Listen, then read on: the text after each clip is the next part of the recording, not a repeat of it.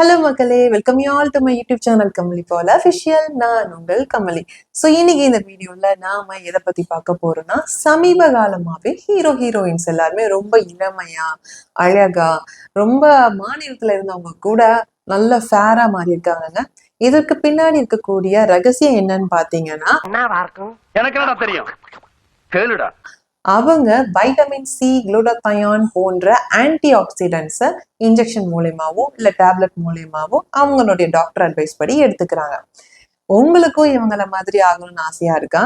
ஆனா இவங்க அளவுக்கு செலவு பண்ண முடியாது, எனக்கு இன்ஜெக்ஷன்ஸ்னால சைடு எஃபெக்ட்ஸ் வந்துருமோ அப்படின்னு பயமா இருக்கு அப்படிலாம் நினைக்கிறீங்கன்னா கவலையை விடுங்க. நான் சொல்ல போற இந்த டிப்பை நீங்க ஃபாலோ பண்ணீங்கன்னா கண்டிப்பா நம்மளுடைய ஸ்கின்ஸுமே ரொம்ப க்ளோவா ஃபேரா மாறிடும். அது என்னன்றத பாத்திரலாம். சோ நான் சொல்ல போற இந்த அளவு ஒரு நபருக்குரிய அளவை நான் சொல்றேன். உங்களுடைய வீட்டுல நீங்க யாருக்கெல்லாம் கொடுக்க போறீங்களோ அதுக்கு தகுந்தபடி அளவை நீங்க இன்க்ரீஸ் பண்ணிக்கோங்க. சோ 2 நெல்லிக்காய் எடுத்துக்கோங்க. 2த்தையுமே சின்ன சின்ன பீஸா கட் பண்ணிக்கோங்க. ஒரு கை அளவு புதினா, ஒரு துண்டு இஞ்சி, 3ஐயும் சேர்த்து மிக்சி ஜார்ல போட்டு அரைச்சிடுங்க. அரைச்சதுக்கு பிறகு 2 கிளாஸ் தண்ணி சேர்த்து வடிகட்டி எடுத்துக்கோங்க. இந்த ஜூஸை தினமும் காலையிலே நீங்க குடிச்சிட்டு வாங்க. இதுல அவ்வளோ ஆன்டி ஆக்சிடென்ட்ஸ் நிறைஞ்சு இருக்குங்க. இதை குடிச்சிட்டு வர்றதுனால நம்ம செல்ஸ் எல்லாருமே புத்துணர்ச்சி ஆயிரும், நம்ம ஸ்கின் எல்லாமே நல்லா க்ளோவாயிடும். சொக்க தங்கம் ஜுவல்லரி, ஹேர்லாம் கூட நல்லா ஷைனிங் ஆகுது, ஹேர் லாஸை தடுக்குது. பிளஸ் கேன்சர், பெரிய கொடூரமான புற்றுநோய், அது வராம தடுக்குதுங்க. இந்த கிரீன் ஜூஸ் வந்து அவ்வளோ நம்ம உடலுக்கு நல்லது. ஸோ இதே மாதிரி இந்த கிரீன் ஜூஸ் வந்து வெயிட் லாஸ்க்குமே ரொம்பவே ஹெல்ப்ஃபுல்லா இருக்குங்க. ஸோ இப்போ ஸ்க்ரீன்ல வந்து உங்களுக்கு ஒரு இமேஜ் தெரியும். அந்த இமேஜ் பார்த்தாலே நான் இவ்வளோ வெயிட் லாஸ் பண்ணியிருக்கேன் அப்படின்றது உங்களுக்கே தெரியும். ஸோ வெயிட் லாஸ் ஜேர்னி பத்தி கூட நான் 2 வீடியோ போட்டிருக்கேன். அந்த வீடியோ இன்னும் பார்க்காதவங்களுக்கு நான் டிஸ்கிரிப்ஷன் லிங்க் கொடுக்குறேன், பாருங்க. ஸோ அதில் நான் வந்து சொல்லியிருப்பேன், இந்த மாதிரி என்னுடைய வெயிட் லாஸ் ஜேர்னியில் டெய்லி மார்னிங் வந்துட்டு நான் வெறும் வயிற்றுல கஞ்சி தண்ணி குடிப்பேன். ஸோ அது குடிச்சிட்டு தான் நான் வந்து வாக்கிங்கே போவேன். வாக்கிங் போயிட்டு வந்து குடிச்சிட்டு 2 முட்டை ரெகுலராக எடுத்துப்பேன், ஏன்னா ப்ரோட்டீனுக்காக. அப்புறம் ஆல்டர்னேட்டிவ் டேஸாக இந்த கிரீன் ஜூஸ் எடுத்துப்பேன். ஸோ வாரத்தில் ஒரு 3 நாள். இப்போ நீங்களும் அதே மாதிரி எடுத்துக்கலாம், இல்லை டெய்லி குடிக்கணும்னாலும் குடிக்கலாம். பட் எதுவாக இருந்தாலும் அளவாக குடிக்கணுங்க. ஸோ அளவுக்கு மீறினால் அமிர்தமும் நஞ்சு.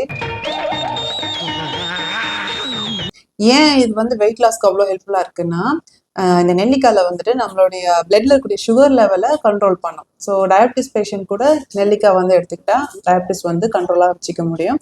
அதனால தான் இது வெயிட் லாஸ்க்கு அவ்வளோ ஹெல்ப்ஃபுல்லா இருக்கு.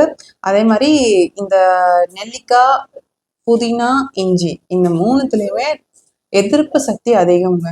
ஸோ ஆக்சுவலா டெலிவரிக்கு அப்புறம் எனக்கு வந்து அடிக்கடி உடம்பு சரியில்லாம போயிட்டே இருந்தது. அதுக்கப்புறம் நான் இந்த ஜூஸ் எடுக்க ஆரம்பிச்சதுல இருந்தே எனக்குள்ள அந்த இம்யூனிட்டி அதிகமாயிடுச்சு. இப்பெல்லாம் சும்மா தொட்டதுக்கெல்லாம் உடம்பு முடியாம போறது அப்படிலாம் இல்லை. ஒரு ஃபாலோவர்ஸ் கூட ஒருத்தவங்க கேட்டிருந்தாங்க, அக்கா எனக்கு வந்து அடிக்கடி உடம்பு முடியாம போகுது, அதனால எனக்கு சந்தோஷமாவே இருக்கவே முடியல லைஃப்ல அப்படின்னு கேட்டிருந்தாங்க.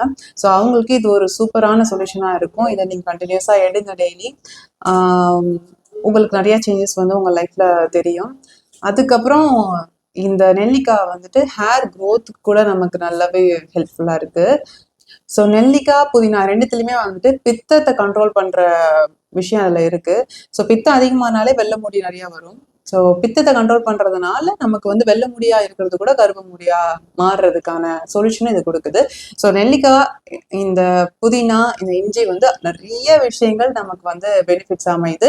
அதே மாதிரி இப்போ நீங்க ஒரு டார்கெட் வச்சிருக்கீங்க, ஓகே என்னுடைய ஃபேஸ் க்ளோ ஆயிடுச்சு, இல்லை ஹேர் க்ரோத் நல்லா ஆயிடுச்சு, அப்ப இதோட வேலை முடிஞ்சிருச்சுன்னு நிறுத்திடாதீங்க. இது ரெகுலர் பேசிஸ்ல உங்களுக்கு லைஃப்ல இருக்கணும்.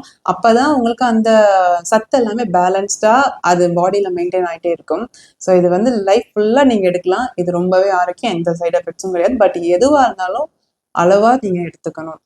இதுல மட்டும்தான் ஆன்டி ஆக்சிடென்ட்ஸ் இருக்கான்னு கேட்டீங்கன்னா இல்ல. நிறைய நம்ம சாப்பிடக்கூடிய உணவுகள்ல இருக்கு. அதாவது கீரை வகைகள்ல இருக்கு, பீட்ரூட், கேரட், அதுக்கப்புறம் உருளைக்கிழங்கு, சக்கரவள்ளி கிழங்கு, இதுல எல்லாத்துலயும் கூட இருக்குங்க. இப்போ கீரை எப்படி சாப்பிடலாம்னா, நிறைய பேர் வந்து கீரை குழம்பா எடுத்துப்போம், கூட்டு, பொரியல் இந்த மாதிரி நம்ம சாப்பிடுவோம். இது எல்லாமே ஒரு நேரத்துக்கு, 1 டேல ஒரு டைம் தான் நீங்க சாப்பிடணும். அதுவும் அந்த மதியானத்துக்குள்ள சாப்பிட முடியுங்க. சாயங்காலத்துக்கு அப்புறம் சாப்பிட வேண்டாம். மறுபடியும் சூடு பண்ணி அப்படி சாப்பிட்றது கூட ஃபுட் பாய்சன் ஆகும். ஸோ காலையில ஒரு 11 மணிக்கு சாப்பிடலாம், இல்லை மதியானம் லஞ்ச்ல நீங்க சாப்பிட்டுக்கோங்க. இல்லை எனக்கு கீரை வந்து டைஜஷன் ஆக மாட்டேங்குது, ரொம்ப கஷ்டமா இருக்கு, கேஸ் ட்ரபிளா இருக்கு, இல்லை லூஸ் மோஷன் ஆகுது அப்படின்னா கீரை சூப்பாக எடுத்துக்கோங்க. நான்லாம் கீரை சூப்பாக தான் எடுத்துப்பேன். ஸோ அதுக்கு நீங்கள் வந்து நான் ஆக்சுவலாக முருங்கைக்கீரை சாப்பிடுவேன் அதிகமாக. அதில் அதாவது கீரையிலே ரொம்ப பெஸ்ட்டு கீரைன்னா முருங்கைக்கீரை எதுக்காக நான் அதை எடுத்துக்கிட்டேன்னா எனக்கு கொஞ்சம் அயன் ரொம்பவே கம்மியாக இருந்துச்சு. ஸோ அனிமிக்காக இருக்கிறதுனால என்னை வந்துட்டு ப்ரெக்னென்ட் டைமில் வந்து இந்த கீரை சூப் குடிங்கம்மான்னு சொல்லி என்னோட டாக்டர் சொல்லியிருந்தாங்க. ஸோ அப்பத்துலேருந்து இன்னும் அப்படியே ரெகுலராக அதை கண்டினியூ பண்ணிகிட்டே இருக்கேன். ஸோ முருங்கைக்கீரை நல்லா ஃப்ரெஷ்ஷான முருங்கைக்கீரையை பார்த்து வாங்கிக்கோங்க. வாங்கிட்டு நல்லா அழகாக க்ளீன் பண்ணி எடுத்துட்டு சூப் வைக்கிறதுக்குன்னு ஒரு பாத்திரம் எடுத்துக்கோங்க. அதில் தேவையான அளவுக்கு தண்ணி ஊற்றி நம்ம ஆஞ்சி வச்ச கீரையை எடுத்து அதில் போட்டுட்டு தேவையான அளவுக்கு உப்பு, ஒரு 1/2 ஸ்பூன் மஞ்சள், அப்புறம் ஒரு 1/2 ஸ்பூன் மிளகுத்தூள், முழு மிளகா இருக்குன்னா ஒரு 10 எடுத்துக்கோங்க. 10 இடிச்சு அதில் வந்து போட்டுக்கோங்க. அதே மாதிரி 1 ஸ்பூன் அளவுக்கு சீரகம் போட்டுக்கோங்க. அப்புறம் ஒரு 2 பல்லு பூண்டு, அப்புறம் ஒரு தக்காளி பழம் நல்லா அழகாக கட் பண்ணி அதையும் போட்டுட்டு மொத்தமாக கொதிக்க விடுங்க. நல்ல கொதி வந்த உடனே அதை வடிகட்டி ஆற வச்சு குடிங்க. இல்லை கொஞ்சம் கதகதப்பாக இருக்கிறது குடிக்கிறது பிடிக்குன்னா அது உங்கள் இஷ்டம் போல் நீங்கள் குடிச்சுக்கோங்க.